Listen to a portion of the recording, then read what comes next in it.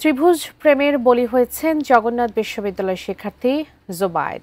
তার প্রেমিকা বর্ষা আর বর্ষার প্রেমিক মাহির দুজনের পরিকল্পনাতেই জোবায়েদ খুন হন বলে নিশ্চিত হয়েছে পুলিশ। এতে কোনো ধরনের রাজনৈতিক সংশ্লিষ্টতা নেই দাবি পুলিশের। বিস্তারিত জানাচ্ছেন সাব্বির আহমেদ।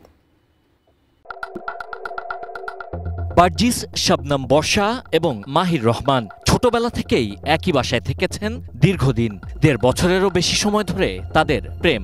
হঠাৎ সে সম্পর্কে কিছুটা ভাটা পড়ে। এ সময় বর্ষাকে পড়াতে বাসায় আসতেন জগন্নাথ বিশ্ববিদ্যালয়ের শিক্ষার্থী ও শাখা ছাত্রদলের আহ্বায়ক জোবায়েদ হোসেন। বিজলি কেবলসের স্কিন কোটেড ইনসুলেশন আগুন প্রতিরোধী। বিজলি কেবলস, নিরাপদ আজীবন। বাসায় পড়াতে পড়াতে জোবায়েদের সঙ্গে প্রেমের সম্পর্ক তৈরি হয় বর্ষার পরিবারও জোবায়েদকেই মেয়ের ভবিষ্যৎ হিসেবে পছন্দ করতে থাকেন। কিন্তু এতে বাদ সাজে বর্ষার পূর্ণ প্রেম। বর্ষা একই সঙ্গে জোবায়েদ এবং মাহিরের সঙ্গে প্রেমের সম্পর্ক চালিয়ে যাচ্ছিলেন। বিষয়টি জানতে পেরে মাহির বর্ষাকে চাপ দেয়। এতে বর্ষা জানায় মাহির আর তার এক হতে হলে জোবায়েদকে পৃথিবী থেকে সরিয়ে দিতে হবে। ১ মাস আগে তাই জোবায়েদকে হত্যার পরিকল্পনা করে বর্ষা ও মাহির।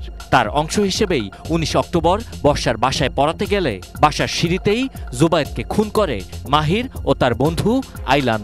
জোবায়েদের মরদেহ ওই বাসার ৩তলা সিঁড়িতে পড়েছিল। হত্যার সময় বর্ষাও সামনে ছিলেন বলে দাবি পুলিশের। বর্ষার ৩তলা সিঁড়ির গোড়ায় ছিল। হত্যাকাণ্ড যে হয়েছে বর্ষা নিজে কনফার্ম হয়েছে। বর্ষাকে জোবায়েদ বলছে যে আমাকে বাঁচাও। বর্ষা বলছে তুমি না আসলে আমি মাহিরের হব না। মেয়েটা দুই দিকে সে সম্পর্ক বজায় রাখছে।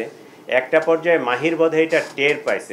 এই হত্যার ঘটনায় বর্ষা, মাহির ও তার বন্ধু ফারদিন আহমেদকে গ্রেপ্তার করেছে পুলিশ বলছে এ যেন আরেকটি বরগুনার আলোচিত মিন্নির ঘটনা। সে যখন মাহিরের কাছে যায়, মাহিরের সাথে তার দীর্ঘদিনের পরিচয়, দীর্ঘদিনের প্রেম, এর প্রতিও দুর্বল হয়ে যায় জোবায়েদের প্রতি। যখন মাহিরের কাছে যায় তখন মাহিরের, যখন জোবায়েদের কাছে যায় তখন জোবায়েদের। তো মাহিরকে সে বলছে যে জোবায়েদকে না সরাতে পারলে আমি আসলে তোমার থাকতে পারবো না। এই কথা থেকেই তারা জোবায়েদকে সরায় দেওয়ার পরিকল্পনা করে। এই হত্যাকাণ্ডের ঘটনায় প্রীতম নামে মাহিরের এক বন্ধুকে জিজ্ঞাসাবাদের জন্য আটক করেছে পুলিশ।